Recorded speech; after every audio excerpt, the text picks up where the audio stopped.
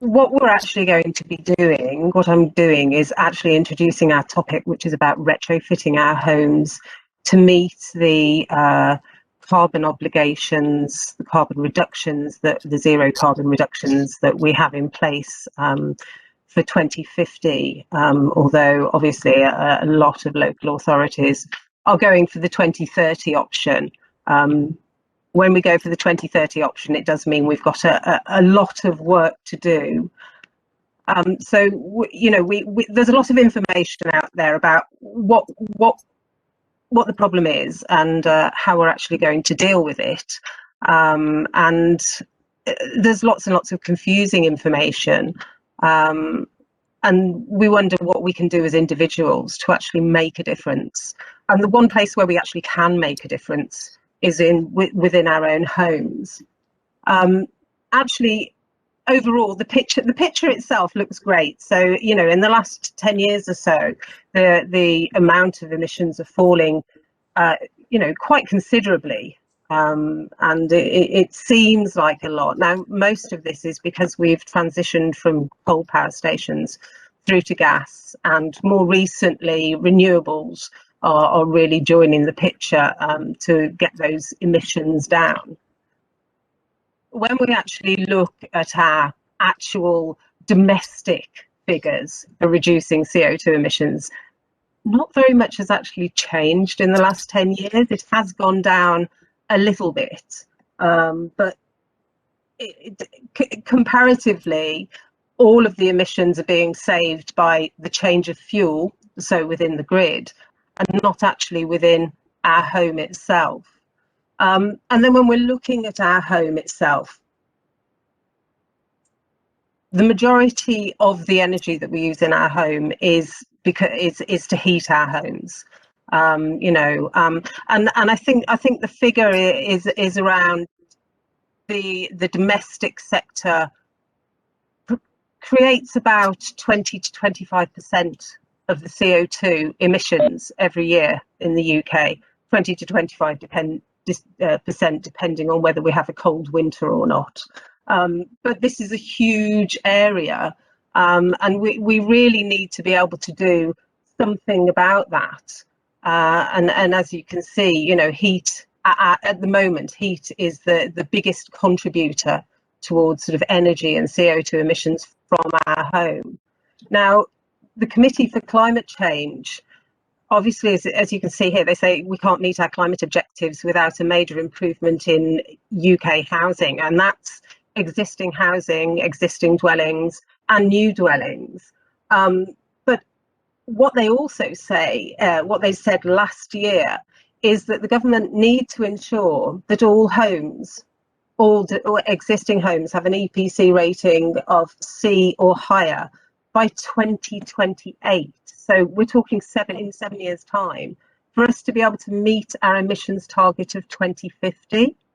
So there is so much work that we need to do, and you know, it's really quite daunting from my end, and this is why we're here doing these kinds of webinars, doing these kinds of presentations, because we need to educate the general public about what can be done itself. So one of the issues that we've got, I mean, we all know about electric heating, you know, low carbon heating, air source heat pumps, ground source heat pumps. You know, we talk about these a lot, but actually at the moment the capacity of the grid isn't by any means large enough for us to all move on to electric low carbon heat. It's actually a massive barrier, and that's without looking at electric transport. So, you know, we have to be able to do something else. Even if we can create lots of low carbon heat, our grid won't support it. So, you know, what do we actually do about that? Now, I've just put a few slides in here because this is where we are at the moment. Things are changing slowly, but they are changing, but by no means fast enough. This is where we are at the moment. The dotted line at the bottom indicates the 60% target reduction that we need to make by 2050 of the CO2 emissions from our domestic property. We're all up there on the top of that blue line. The green is the new build property that we're adding between now and 2050. If you include the current government schemes, grants, funding that's available, the energy company obligation, that just about cancels out the new homes. And I'll come on to a little bit about what's happening with new homes in a minute, but I don't want to dwell on it. But as you can see, with the funding that's available at the moment, we just stay the same. Even if we built carbon zero new homes, which we don't, it still wouldn't drop very much. So there is something that we need to do desperately to our existing housing stock to be able to change this situation. So what we've got at the moment, we've got for new homes, part L1B, it's not actually fit for purpose at all. The zero carbon homes 2006 standard was scrapped. Sorry, 2016 standard was scrapped by the government, and there hasn't been anything put in place. There is a future home standard that will change building regs. Zero carbon homes was to ensure that all new builds would be zero carbon. Future home standards, it doesn't specify zero carbon. It specifies 75 to 80%, and it's not going to be enforced until 2025. So that's nearly a decade since we were supposed to be having zero carbon new builds. So, you know, that's quite a time. We're really taking a gamble here with our housing stock. The other problem with Part L1B is that most new homes that are being built currently are only reaching a C or a B. I mean, B would be the sort of highest standard. I think 1% of new builds are a band A. So you can understand it, even with new housing stock, we're really, really falling behind and increasing our carbon load from the new housing stock. There's also loopholes there, which mean that people come in at a D or an E under the new homes, under L1B. So, you know, it really needs to be overhauled, and it really should be done before 2025. What else we've got for existing dwellings? Enefit, I don't know if any of you know about Passive House Standard, but Enefit is Passive House Standard for existing dwellings. An AECB Carbon Light is again another set of regulations that none of these are enforceable. A lot of them cost an awful lot of money, and there's not very many people who do them. And so what's actually happened is that the government are aware of this. These are aware of this, and they have tried to do something about it. And so they have created something called PAS 2035, which is publicly accessible standards. And those are the standards now for what they call whole house retrofit. And everybody that's involved with these new standards, these new standards come into, they brought them in January at the beginning of last year, and they started phasing them in. But they are actually to be fully enforced by the end of June this year. And this means that any government-funded retrofit will have to come under PAS 2035 standards and has to be registered with Trustmark. So within this Trustmark PAS 2035, there's been about 4 or 5 new roles created for people to help with the retrofit of existing dwellings. Now, like I said, this is all for government funded, and obviously it's not actually required for private retrofit. But obviously what we do is we work with this as a best practice, because there's been a lot a lot of research. We've got 30 years of an insulation industry, and we've got a lot of research, a lot of building physics, a lot of major catastrophes that have happened with insulation and with retrofitting properties. And so they've put all that research together, and they've created a standard that will hopefully eliminate a lot of the problems that have happened around cavity wall insulation, around external wall insulation, around, you know, situations like Grenfell, which is again part of our industry, but all of those things need to be looked at and regulated. And so we will now be offering PAS 2035 as industry best practice for retrofitting properties.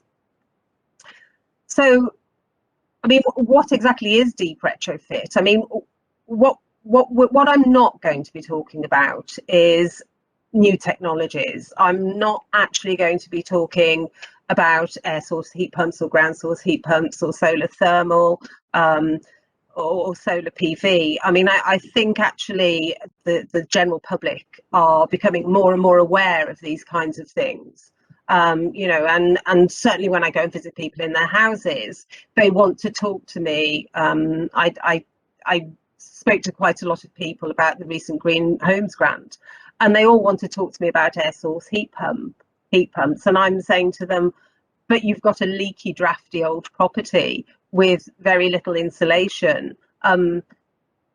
It's going to cost you so much to heat this property that, you know, we need to look at retrofitting your property so that we can get the best performance out of any renewables that you want to fit into your property. You know, we need to be able to do that. So this is where we're coming from with deep retrofit. We're always going to be looking at the fabric first. With this energy triangle, the bottom rung, we're looking at energy conservation. So conserving what you're already using, curtains, draft proofing, blocking up unused chimneys, extra jackets to hot water cylinders, changing your light bulbs to low energy LED bulbs, unplugging charger cables, using low energy appliances. You know, those are the base level of energy conservation.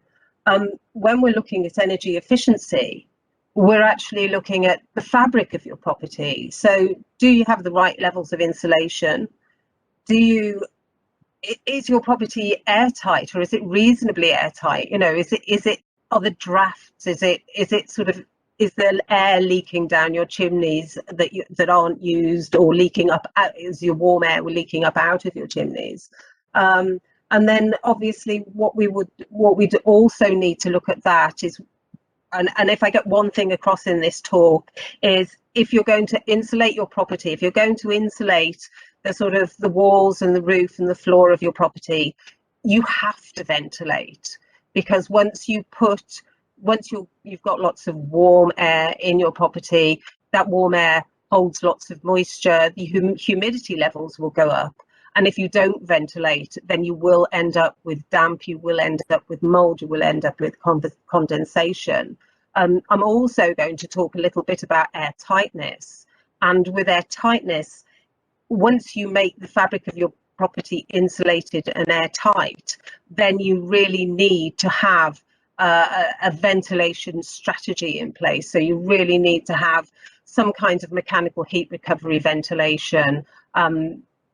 In that situation, if you don't ventilate right, you will end up with lots and lots of problems.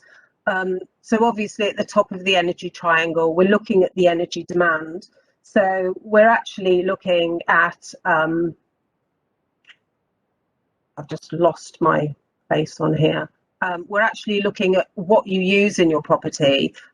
You can check that with smart meters. How much hot water are you using? Are you working from home? I mean, a lot of us have been working home over the pandemic, and I think a lot of us quite enjoy that because it gives us a bit more freedom. But there is some interesting research that's come out recently that shows that working from home is actually increasing energy demand, and that's when you factor in transport costs.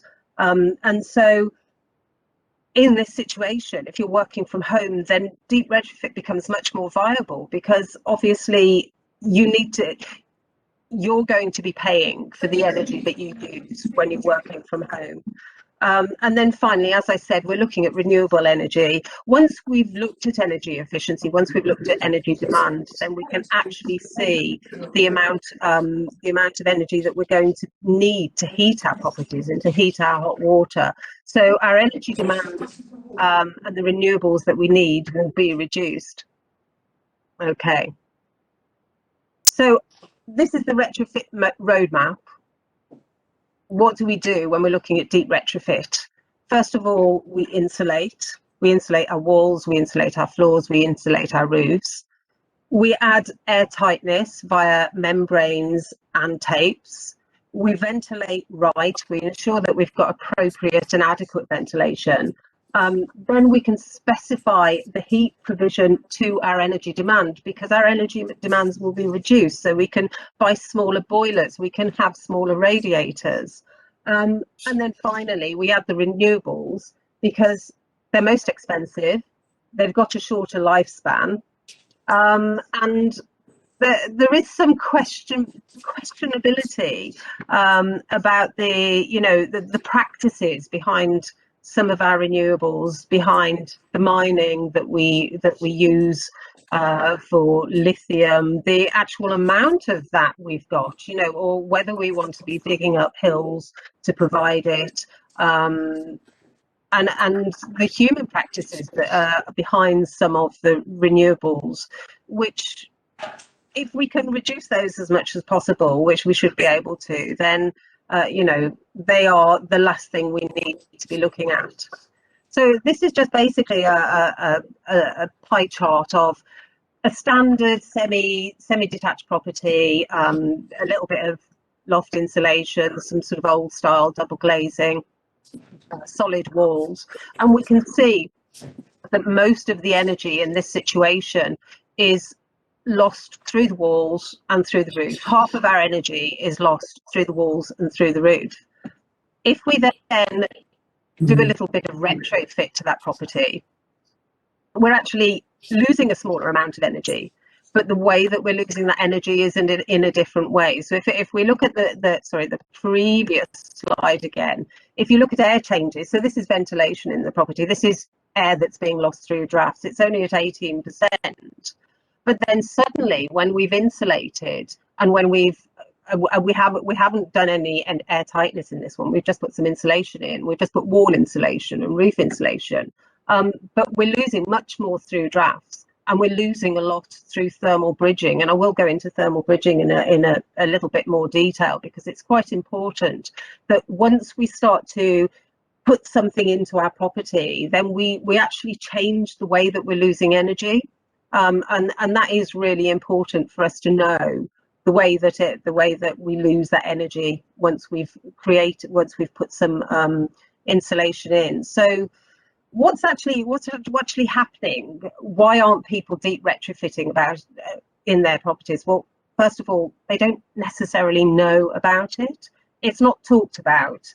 It's not. We don't have buzzwords. Well, I'd like to think we have, but we don't talk about ground source heat pumps and air source heat pumps and solar panels and battery storage and all of those kinds of things. We're talking about what can we do to your property, and it's a long-term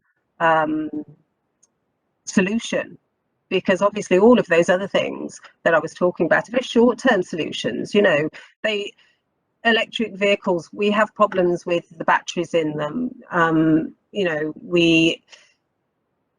air source heat pump will require replacing after 20 years. We're not quite sure how long solar panels last at the moment, but when you insulate your property and you do it right, it's there for good.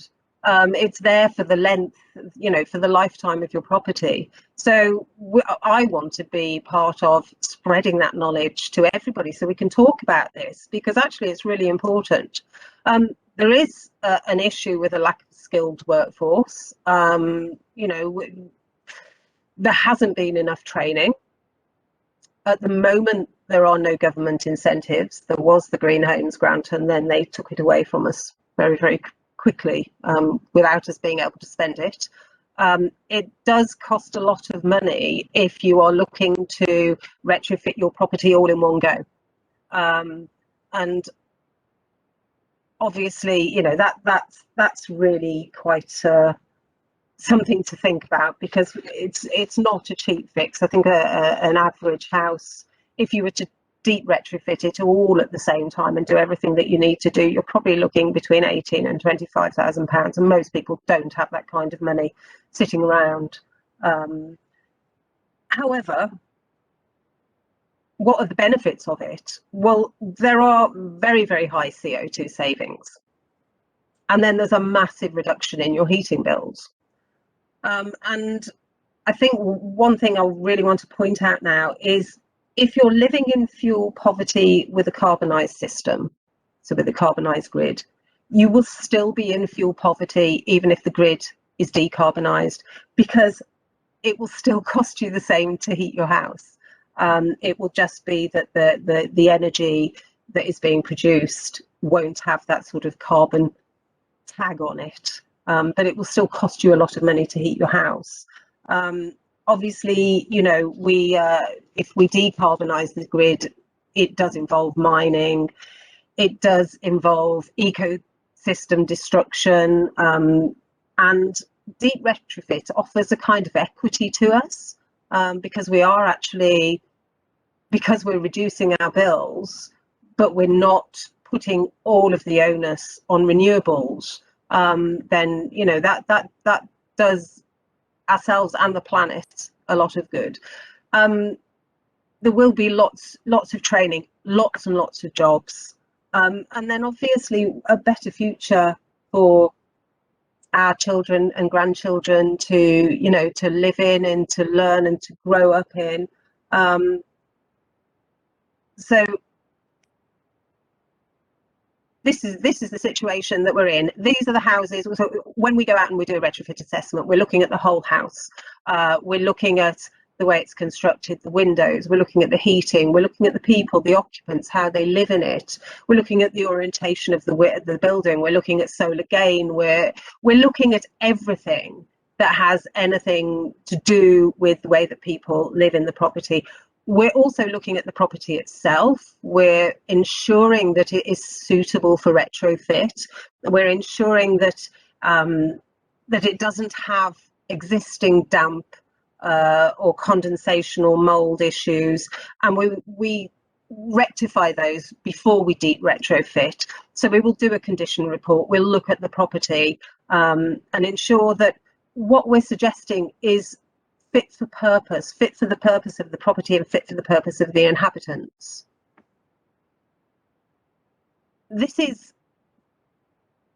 ideally where we would be. So on the left-hand side, this is how we can improve a property. So we can, as I said, we can improve insulation, double or triple glazing. I won't really talk very much about glazing at this moment in time, simply to say that the only time I would necessarily recommend changing your glazing is if you had single glaze, very drafty, old, damp or rotten single glazed windows, or if you had you were living on a very noisy road and you wanted to reduce the noise from your road.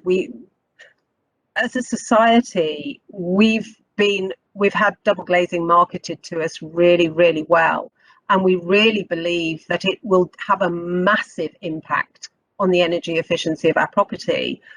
The truth is, if our windows are not drafty, if there aren't any drafts or gaps coming in them, it doesn't really make very much difference.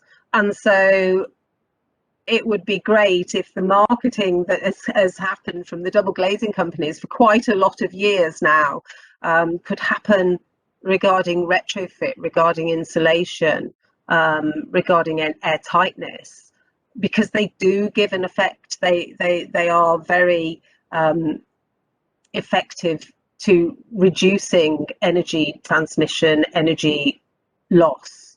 Our windows, if they're double glazed and we change them for new double glazed windows, there's not a huge amount of difference there. So that's something that I would say that is really important to note, because people will spend a lot of money on windows, but they don't want to spend a lot of money on insulation.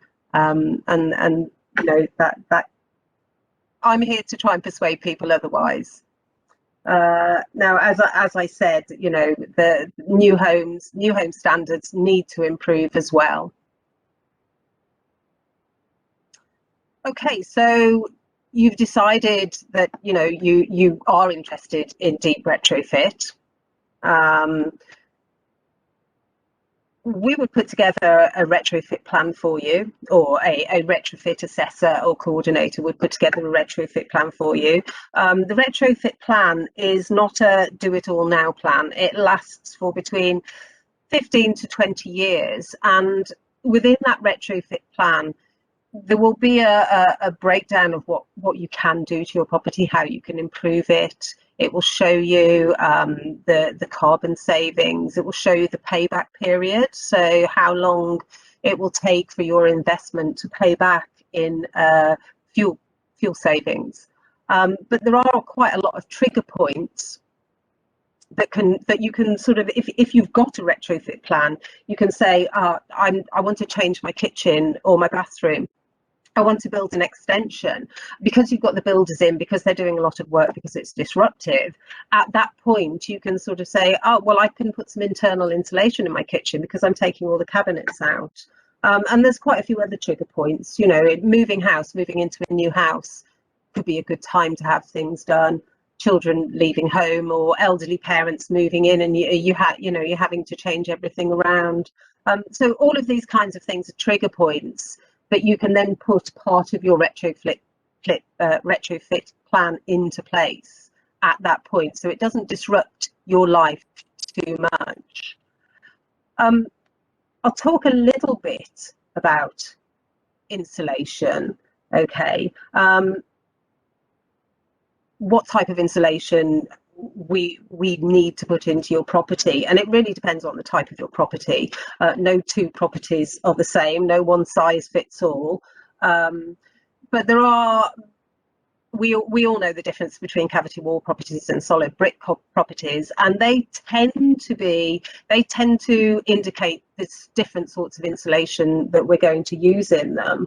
A solid wall property is what we call a vapor open property. The walls need to breathe. If they don't breathe, you will get condensation problems. Cavity wall property are what we call vapor closed. So they've never been really designed to breathe. They haven't used breathable materials. And so in that situation, you can look at a different type of insulation. And with both, you do need to ventilate as well. So when we're looking at insulation, I'm very much a natural insulation advocate, because there are all kinds of issues with mining and manufacture of synthetic insulation products that I think we needn't do that. We've got other options. The options that we've got available, these are just some of them. This isn't an exhaustive list. Wood fibre, we have hemp, we have cork, cotton, cellulose, sheep's wool. And then we've got a couple that are natural. They are vapor permeable, but obviously they do require mining, so calcium and magnesium silicate. And then finally, Aerogel. I can't actually tell you what Aerogel is made from. It was developed by NASA in the space program, and it's a very, very thin insulation that is vapor permeable, and it has a very, very low U value for, you know, 10 millimeters, 20 millimeters, has a very low U value. It's also very expensive, and you probably won't find any workmen that know how to use it. And I certainly wouldn't recommend that you did your whole house in it, because I think it would be extortionately expensive. The more standard kinds of insulation, the ones we're all familiar, would be a PIR, PUR sort of insulation board, so Celotex, Kingspan, that kind of thing. Fiberglass, which we put into our roofs, and mineral wool. The reason I've put these in the non-breathable, because they are advertised, they are marketed as being breathable, but they both have a bit of an issue in that they attract moisture, and once the moisture goes in, the moisture doesn't want to leave them. And so consequently, there've been a lot of issues with mineral wool in cavity walls where moisture has got into the cavity and it's soaked the mineral wool. And then consequently, that house is colder and damper and wetter than it was before. So it is quite, they both are quite problematic. They both also use an awful lot of energy in the production of them, because they both have to be heated up to, I think, sort of 18,000 degrees centigrade. So certainly the mineral wool does, to 1800. Apologies, I'm exaggerating there. But you know, ever so high, very, very hot, and they use a lot of energy. Obviously, polystyrene. You know, these are oil-based products. Once they're there, they don't go away. Recycled plastic, if you know, it actually does make quite a good loft insulation, but it isn't a breathable insulation as such. Okay, so I'm going to talk specifically about natural insulation products. I've said that old houses need to be able to breathe, so I'm talking about anything sort of pre-1919 now. It needs to be able to enable the moisture to travel through the fabric, and as I said, the consequences of not allowing that to happen mean that the inside of the property can get damp, can have condensation, can have mold, can affect the health of the people who live there, and it can affect the health of the property itself. And also potentially interstitial condensation in the brickwork itself, which really can cause major condition issues for properties. And this is something that we really don't want to go down. And so natural insulation products enable that vapour to move backwards and forwards. When we start putting things like Celotex on the inside of a solid wall, then we can end up with lots and lots of problems surrounding that. And just to think out of the box a bit, depending on where you live, or you know what sort of floats your boat, we can use all kinds of natural things and recycled things to insulate our properties. It doesn't have to be the ones that we've talked about before. So this just gives a little bit of a breakdown of natural materials. What are the benefits of using natural materials? Obviously, they're not toxic. They're easy to dispose of. So you know, you look at the cradle to grave life cycle analysis of natural materials, and they can just be returned to the earth. They don't off-gas when they're in our houses, and this is something that we don't think about enough. A lot of things a lot of the carpets, paints, they all off-gas in our properties, and we breathe it in. You know, they cause allergies. The renewable materials themselves, most of them can be grown, and they're not mined. The little bit about exothermic heat, because this is really quite useful, especially when we're looking at loft insulation, or we're looking in roof room insulations, sloping ceiling insulation. When we say exothermic, what it actually means is the heat. If we're in our loft room in our hot sunny day, and we've got PIR insulation, the heat will come through, will try and come through, and it will get reflected off, but some heat will get into that room. Then the heat is trapped in the room because it can't get past the insulation. when we're looking at exothermic insulation, and wood fibre is particularly good for this, the heat takes a long time to get through it. So it doesn't go through quickly, it travels through very slowly. And then when it cools down at night, it moves out. So it actually helps with overheating, and overheating is something that we really need to think about. Well, I'm talking a lot about what happens in the cold, but as climate change progresses, we're going to get lots and lots of overheating.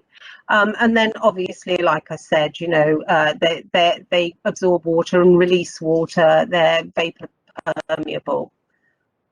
A little bit, and I'm just going to skip through the next few bits because it's all a bit technical and we don't really need to know too much about it. If you wanted to know what was going on in your property, thermal imaging is a really great way to be able to see what's going on in your property. You can see where the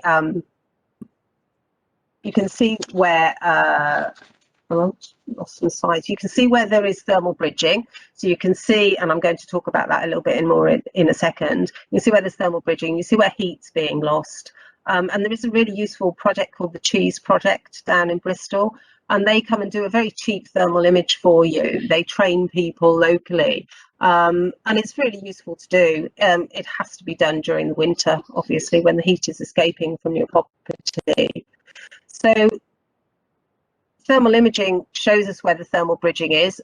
Thermal bridging are areas where insulation is not so thick, or there is no insulation at all. And as we saw in that pie chart at the beginning, once we start insulating, then we start to lose more of our heat through thermal bridges. So these are places with less insulation in the fabric of the property and around windows, between the junctions between walls and ceilings, floors and walls.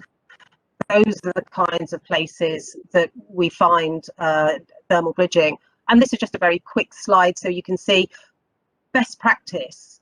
What we actually do is ensure that all insulation meets, and if insulation meets, then we don't get thermal bridging.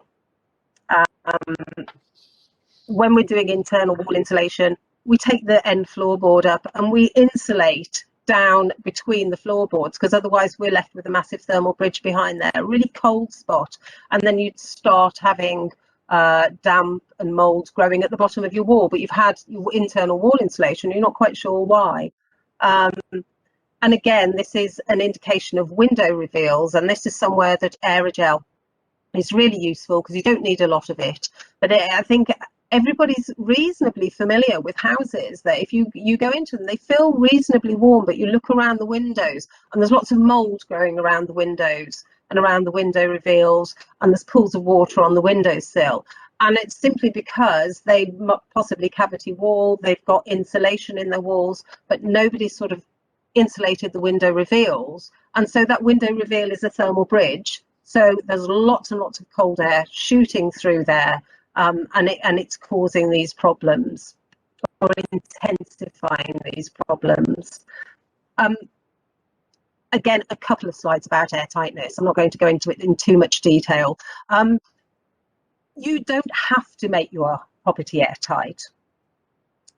You will benefit lots just by putting internal or external insulation on your property, or doing your roofs or your sloping ceilings or your floors. But what it is quite useful to know that is, it's very difficult to retrofit airtightness into a property once you've insulated. So if you wanted to go down the airtightness route, and when you are looking at airtightness, and we're looking at air changes per second, you do need to have some kind of ventilation coming into the property. So not just passive ventilation, not just trickle vents in your window. If you're going the full hog and you're going full air tightness, then you need something like a mechanical heat recovery ventilation system. But as you can see, you can use membranes, you can use tapes, you can tape around surfaces coming in and out, anywhere around your window reveals, anywhere where there might be drafts. And it really, really does make a difference. As I said, if you go back to the pie chart, and you can recall that we're looking at thermal bridges and air changes as being nearly half of your energy loss after you've put insulation in, then if you do this, you can actually prevent that. Okay, again, membranes in and under the floor. It really can make a difference. I mean, there are what they call intelligent vapor control membranes, so they can respond to humidity. And they can be airtight, but they can respond to humidity, and they can let humidity out, but they don't let the air through. I don't really understand the building physics of it, but it is there. Okay, that's the basic of what I want to talk to you about the deep retrofit in itself. Like I said, I'm not going to go too much about ventilation, and I'm not going to talk about renewables at this moment in time. But just to say a little bit about what you can do. You can have a retrofit survey or a plan on your property. We are offering them. We have only just started offering them because, like I said, this doesn't actually go live until the end of June, and you don't need a full Trustmark PAS 2035 retrofit assessment on if you're self-funding, if you're paying for it privately. But we are putting retrofit what we call bespoke energy efficiency reports together, or we've got an acronym of BEER for that. I thought you might enjoy that. So they are a retrofit plan, and it would look over 20 years. So we are providing those. They are about £350 plus, depending on the size of your property, and then plus VAT. But it does sit with your property for 20 years and enables you to know what you're going to do. You can start a co-op. We can set up a DIY cooperative, and obviously with a DIY cooperative you would need some help, you would need some guidance. We're looking at being able to deliver some work around retrofit. We're looking for funding and support, and all of those, that, you know, interest. We need interest to be able to do this. You can speak to your local climate action network, or to yourself, you know, to CK Futures, which I don't know if you're linking up with any climate action networks, but there are a sort of a nationwide network of climate action groups. Talk about retrofit to people who haven't heard about it. We can help. We can support you. We can survey your properties. We can provide training. We've got trained retrofit assessors. We've got trained retrofit coordinators. If you put together a group and you need funding, then you know, we should be able to look at that for you. We can help you apply for small grants. We can help you shape together your funding idea. As I said, we can help with sourcing of materials. We can help you form cooperatives, and we can put you in contact with appropriate people to look at that. Obviously, you know, we're here to advise, we're here to help. So if you've got any ideas, come to us and we'll see what we can do with it. Currently, just to end on what's available, government funding, as we know, the Green Homes Fund, Green Homes Grant has been scrapped. There's a void there. So where do we go from here? The government are announcing HUGS at the end of this week. So HUGS is the Home Upgrade Grant Scheme. We don't know what's in it, but it is probable that it will be aimed at off-grid houses, because they tend to be the least energy efficient. There is quite, you know, green mortgages are on the increase. I think there's something like 26 products on the market now. So the Green Finance Institute are a really good reference to go and look for information about green mortgages or remortgages. Some of them, most of them are about buying, you know, a new property, and they do state that it's got to be an A or a B band. But there are a few, like Nationwide, like Halifax, Ecology Building Society, amongst others, that do remortgages. And the good thing is they do really good rates. So they are equivalent to or better than the rates that you find for a standard mortgage. So, you know, and there's more products coming on board all the time with green mortgages. Local authority funding, we do have some funding. Our funding, we have funding available for insulation, first-time central heating, we do occasionally install air source heat pumps, but we do have income thresholds. But we do have a service. If you've got an issue with your property, if you've got damp, if your property is cold, if you don't understand, you know, you've got drafts and you don't understand where they're coming from, we do actually provide, on behalf of Cheltenham Borough Council, a free service where we can come out and visit your property and work out what's going on. Obviously, you can get unsecured loans, and I believe Gloucestershire Credit Union offers some loans. I mean, there's some good interest rates on loans.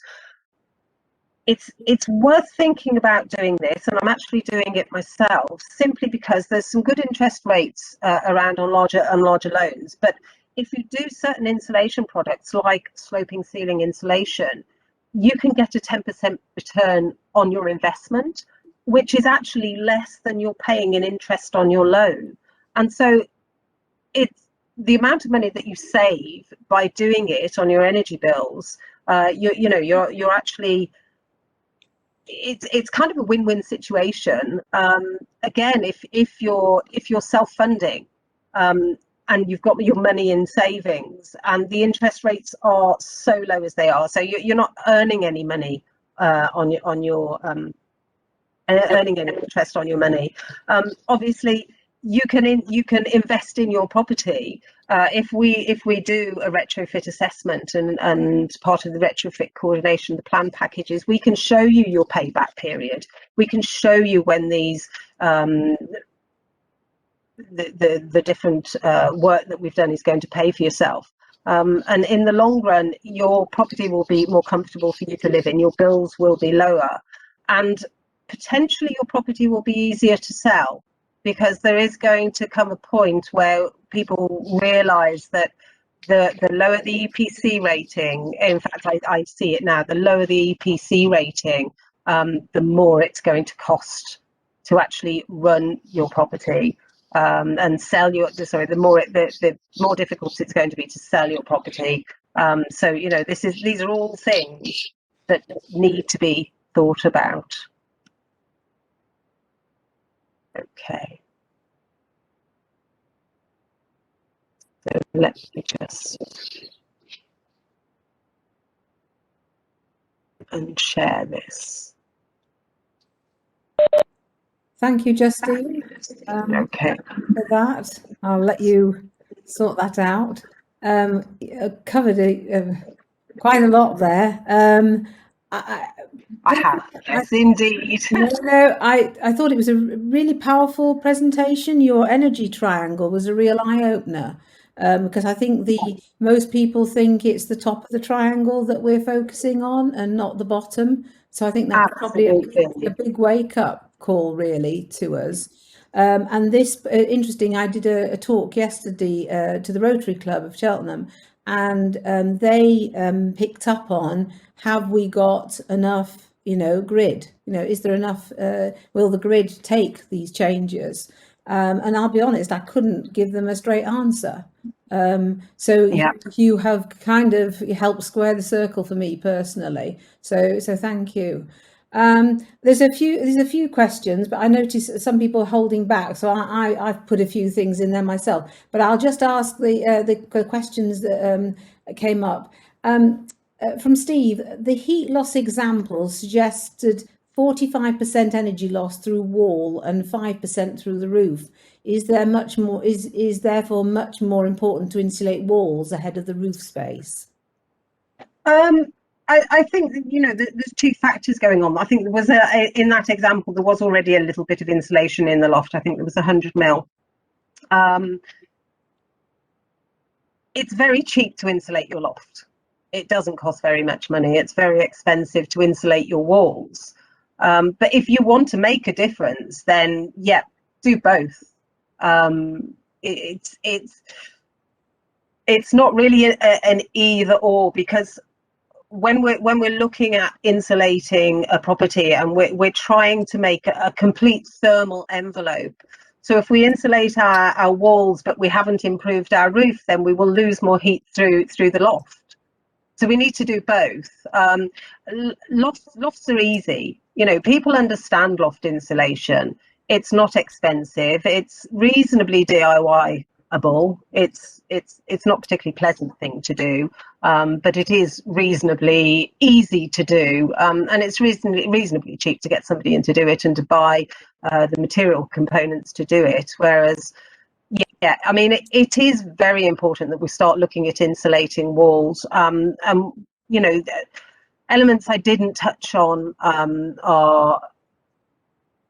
I'm very much an advocate of preserving our architectural community. You know, we've got lots and lots of beautiful buildings, and the last thing that we want to do really is to put external wall insulation on them all. You know, it's not a pretty thing. It can be quite ugly. But when we start looking at natural products and we start looking at insulating internally, then you can do room by room, as long as you understand that if you do one room, you have to take floorboard up and do under the floor. So when you come to redecorate a room, you can do it that way. And what's most important is that we create an equal, or a more or less equal, thermal envelope to our property. Because if we don't, then we lead to not just cold bridging, but cold spots in our property. So it's a balancing act. It's an equilibrium. It's better to insulate every area of your property in a thinner insulation material than it is to insulate one part hugely and another part not at all. So, you know, I think, like I said, the general public need to understand about insulation products, and for it to become part of everybody's discourse, rather than us all talking about solar panels. Yeah, so I think you've hit a nail there, because I mean I put it in the chat. I just wonder if retrofit, and I mean this is not, you know, Severn Wye, it's probably a common term, but it's not, and forgive me the word, it's not very sexy, you know what I mean? What, you know, most people I'm trying to sex it up here.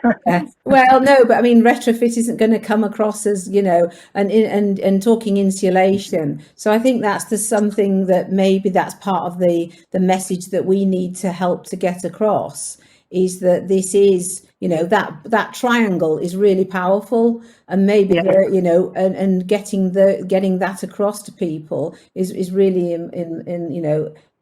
important. There was another question again, Steve, and I think you've really answered this, but I'll just ask it. What are the top 2 or 3 things that a DIYer could do to conserve the energy in their home? So this is somebody who's probably, you know, not you know, completely happy with doing everything that was said. So if you were to say, you know, stop them in the street and say, look, these are the top 3 things you can do, what would it be? Yeah, well, absolutely. You know, the 2 of them are named there. Definitely extra loft insulation. Definitely draft proof your doors, your windows. Even if you've got double glazing in your property, if it's old double glazing, then it can be drafty, and quite often it's just the seals that have gone. And you can buy those seals online really easily. And the third thing that I would say is we have it's become really popular to have bare wooden floors. I have them in my own house, but actually if you wanted to cut down your energy use, then carpet your floors with some good underlay.